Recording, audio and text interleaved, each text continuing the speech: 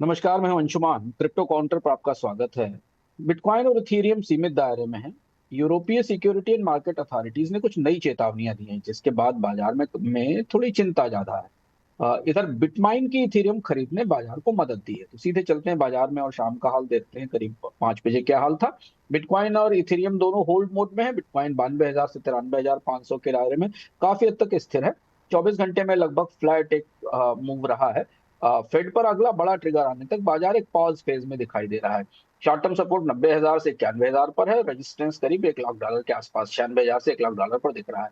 Options का data बता रहा है कि ट्रेडर्स अब 2026 के लिए ज्यादा डायरेक्शनल बेट्स लगा रहे हैं। शॉर्ट टर्म डील्स कम है।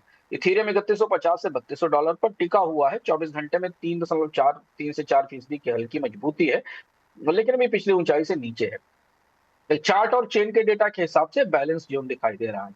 सोलाना और एक्सआरपी दोनों अलग अलग रास्ते पर हैं। हाई बीटा होने के बावजूद पिछले 24 घंटों में सोलाना करीब 2 से 3% के आसपास ही हिला है। $120 से $130 का साइडवेज बैंड है, जो दिखता है कि तत्काल घबराहट वाली बिक वाली अब कुछ ठंडी हो चुकी है। एक्सआरपी थोड़ा नीचे आया है साइडवेज से। सेंटीमेंट कमजोर है क्योंकि सोशल नेटवर्कों पर एक्सआरपी के पुराने कानूनी मामलों को लेकर थोड़ा डर का माहौल है। यह सब सोशल मीडिया पर चर्चा है कि ईयू देशों में एक्सआरपी पर सख्ती की जा सकती है, बैन हो सकता है, जिसे एफयूडी कहा जाता है। हालांकि फिलहाल कोई ऐसी आधिकारिक सूचना नहीं आई है जिसे पता चले कि कोई बैन हो रहा है। संस्थागत गतिविधियों में बिटमाइन की खबर आज महत्वपूर्ण थी। बिटमाइन ने करीब 150,000 इथेरियम खरीदे हैं, जिससे उनकी कुल इथेरियम होल्डिंग अब 1.7 मिलियन टोकन्स के आसपास करीब $8.1 बिलियन पर पहुंच गई है। बिटमाइन का लक्ष्य है कि लॉन्ग टर्म में इथेरियम सप्लाई का करीब 5% हिस्सा कंट्रोल करे। कंपनी गिरावट पर टोकन खरीद रही है। हालांकि स्टॉक अगस्त की ऊंचाई से 35% नीचे ट्रेड कर रहा है। इथेरियम की भारी खरीद ने बिटमाइन को इस समय कोसाई इथेरियम ट्रेजरी प्रॉक्सी बना दिया है। जो इन्वेस्टर सीधे टोकन नहीं ले सकते, वो इसमें इनडायरेक्ट एक्सपोजर ले रहे हैं। कॉइनबेस ने ये बताया है कि वो अमेरिका के कुछ बड़े बैंक्स के साथ एक्सचेंज स्टेबल कॉइन्स कस्टडी और ट्रेडिंग पर पायलट प्रोजेक्ट चला रहा है, जिसमें बैंक अपने ग्राहकों को रेगुलेटेड तरीके से क्रिप्टो में एक्सेस देने के विकल्प पर काम कर रहे हैं। ये महत्वपूर्ण घटनाक्रम है जिसका बाजार ने आज इस पर प्रतिक्रिया भी दी है। रेगुलेशन में यूरोप के दो महत्वपूर्ण रेगुलेटरी डेवलपमेंट है। इटली के ने अपने यहाँ काम करने वाली क्रिप्टो फर्म्स को रजिस्टर, अपग्रेड या कारोबार बंद करने के लिए 30 दिसंबर 2025 तक की समय समय सीमा दी है। कंपनियां अगर यूरोप का एमआईसीआर कानून नहीं मानती हैं, उसके तहत अपने को पंजीकरण नहीं कराती, तो इटली में ऑपरेशंस बंद करने पड़ेंगे और क्लाइंट्स के फंड और एसेट्स वापस करने पड़ेंगे। ईयू के तीनों रेगुलेटर्स ईबीए, ईएसएमए और ईआईओपीए ने चेतावनी दी है कि नया कानून आने के बाद भी तमाम क्रिप्टो एसेट्स प्रोवाइडर और रेगुलेटर निवेशकों की सुरक्षा के समग्र नियमों का पालन नहीं कर रहे हैं। जिसमें खास तौर पर रेगुलेटर्स ने सोशल मीडिया आधारित प्रमोशन के बारे में बड़ी चेतावनी दी है। इस चेतावनी को हम और भी विस्तार से अपने क्रिप्टो विजडम में समझेंगे।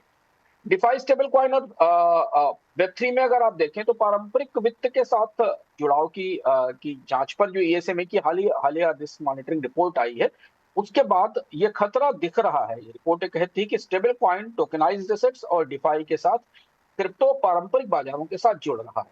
और ये बढ़ोतरी अगर बगैर रोक टोक के चली तो भविष्य में वित्तीय स्थिरता को खतरा हो सकता है।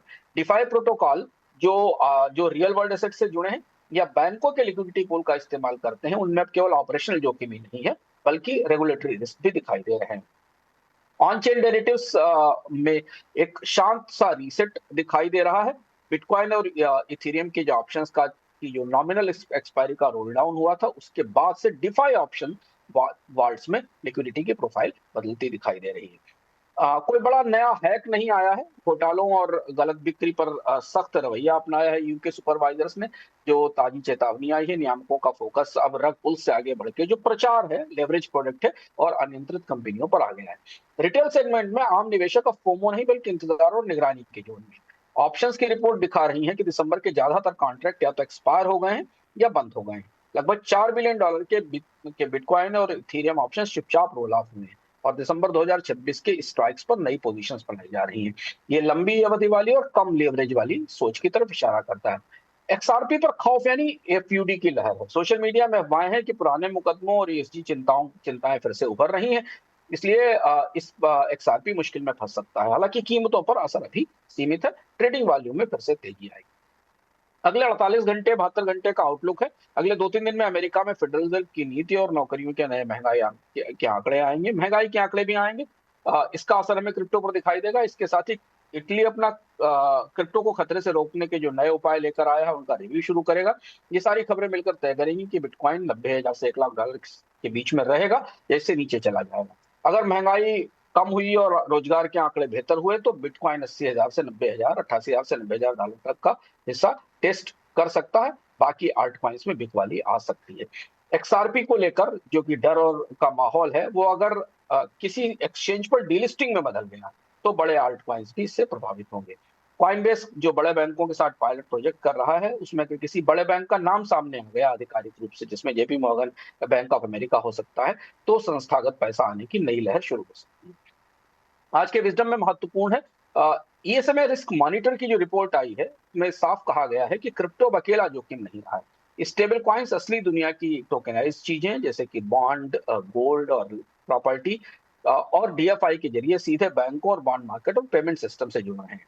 ये जुड़ाव बहुत तेजी से बढ़ता है तो खतरा सिर्फ हमारे वॉलेट का नहीं रह जाता। कोई गलत वक्त पर कोई बड़ा क्रैश या स्टेबल कॉइन फेल हुआ तो पूरी बैंकिंग व्यवस्था को झटका लग सकता है, और ये स्ट्रक्चरल रिस्क है जिसे यूरोपीय नियामक ने कहा है।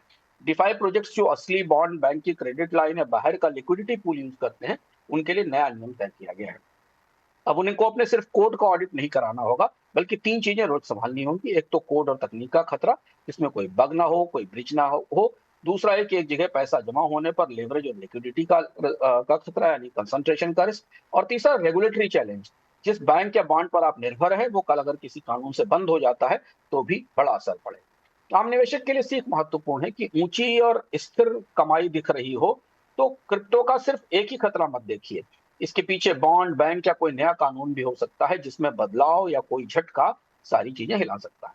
क्रिप्टो काउंटर में आज इतना ही, फिर मिलेंगे सोमवार को नए अपडेट्स के साथ।